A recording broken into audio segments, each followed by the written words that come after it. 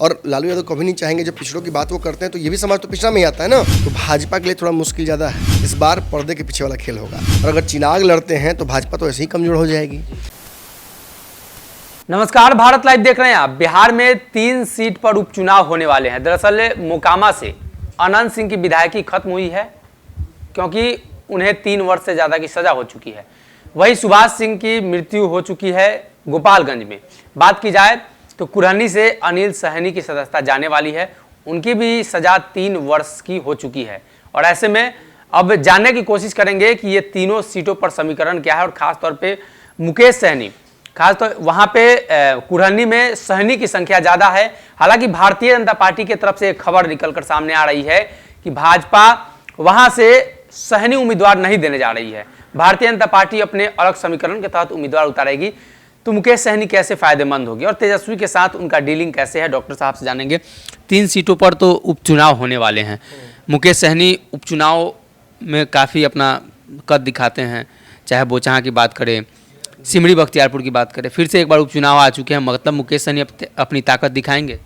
देखिए बिल्कुल मुकेश सहनी अपनी ताकत दिखाएंगे। एक बड़ा वोट बैंक है। और देखिए जिस वक्त सरकार गिराने और बनाने में ये लोग लगे रहते हैं उस वक्त भी मुकेश सहनी लगातार कार्यक्रमों में अपने रहते हैं, जनता के बीच रहते हैं, उनसे बातचीत करते हैं। उनका एक वोट बैंक है जिसको वो संगठित करने में लगे रहते हैं। अब यहाँ 2 बातें जान लीजिए। एक कि जैसे ही उपचुनाव की बात सामने आई, ये 2 से 3 सीटें हो जाएंगी और इन 3 सीटों का महत्व बड़ा इंपॉर्टेंट है बिहार के समीकरण में। भाजपा पर्दे के पीछे खेल लगातार करने की कोशिश कर रही है। वर्तमान जो नीतीश और तेजस्वी सरकार है इसको डिमोलिश करने की अलग अलग रणनीतियों पर ABC प्लान बहुत सारे बने हुए हैं, उन पर भाजपा काम कर रही है। ऐसे में तेजस्वी यादव चाहेंगे नहीं कि उनके एक भी विधायक कम हो। ये जो आपने 3 सीटें बताई हैं, इन 3 सीटों का समीकरण देखिए तो जिस तरीके से सरकार अभी फिलहाल कंफर्टेबल मेजोरिटी में है, तेजस्वी चाहेंगे कि ये उन्हीं के पास रह जाए। अब बात यहाँ ये है कि तीनों सीटों का जातिगत समीकरण थोड़ा अलग अलग है, लेकिन एक चीज़ जो कांस्टेंट है वो है मुकेश सहनी का वोट बैंक। मतलब तीनों जगह पे लड़ेंगे वो। तीनों जगह पे लड़ेंगे। उपचुनाव में अक्सर मुकेश सहनी का जो रहा है रिजल्ट वो अच्छा रहा है, अच्छे नंबर्स लेके आए हैं, तो उसका फ़ायदा मुकेश सहनी को होगा। लेकिन चूंकि मुकेश सहनी भी किसी गठबंधन में है नहीं, तो ये तो फिर नुकसान का बात हो जाएगा ना। देखिए उपचुनाव में आपको याद होगा ये जो सिमरी बख्तियारपुर में चुनाव हुआ था, उस समय महागठबंधन एकजुट थी, फिर भी मुकेश सहनी अलग से चुनाव लड़े थे और राजद प्रत्याशी के खिलाफ भी ये 25,000 चुनाव वोट लेकर आए। और उससे फ़ायदा ये हुआ कि राजद प्रत्याशी को सपोर्ट मिल गया, जो उन्होंने वोट काटा वो भाजपा और जो NDA प्रत्याशी थे उनका वोट काटा, तो उसकी वजह से फ़ायदा हो गया तेजस्वी यादव को।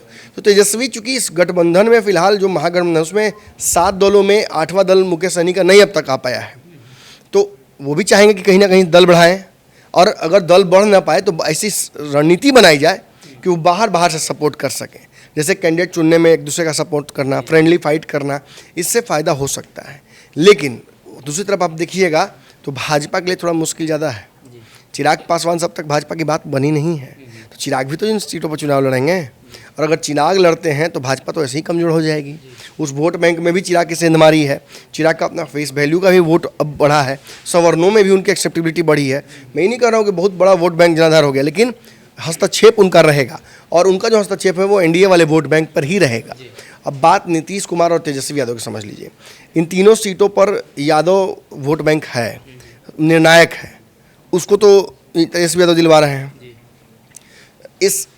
इन सारी सीटों पर नीतीश कुमार का वोट बैंक कम बेसी मिला जुला कर है।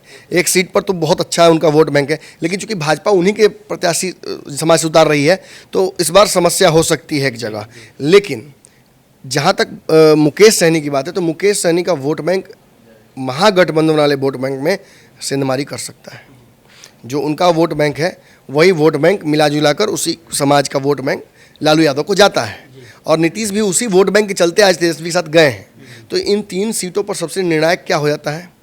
एक तो चिराग पासवान अगर भाजपा के खिलाफ उतर गए तो भाजपा का वहीं आधा काम समाप्त हो जाता है, और अगर मुकेश सहनी उतर जाते हैं तेजस्वी के खिलाफ तो तेजस्वी की भी जो एक नहीं कह सकते कि मजबूती है वो थोड़ी खिसकती है। तो ऐसी स्थिति में खबर ये आ रही है कि अंदर ही अंदर मैसेज पहुंच गया है मुकेश सहनी तक। मुकेश सहनी को अपने पाले में करके अपनी 3 सीटें महागठबंधन बढ़ाने की तैयारी में लगा हुआ है।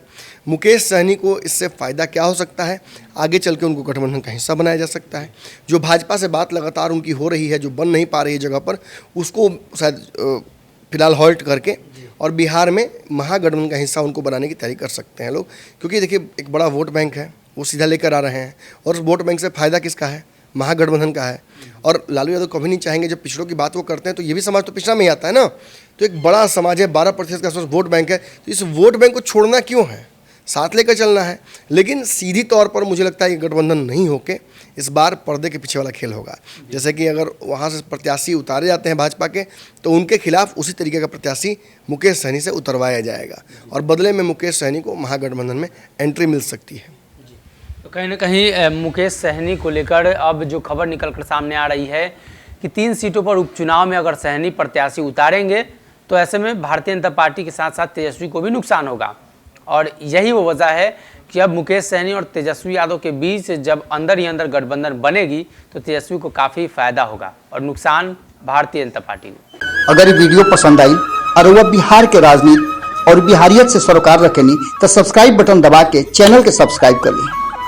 ओजे एगो घंटी बा, ओकरा बटन दबा देला से कुल सटीक और मारक खबर रुआ मुफ्त में मिल जाई। अगर रुआ पत्रकारिता के हमनी के नया प्रयोग में सहयोग कर चाहतानी तो ज्वाइन बटन दबा दी। पेटीएम नंबर नोट कर ली 9386816700। धन्यवाद।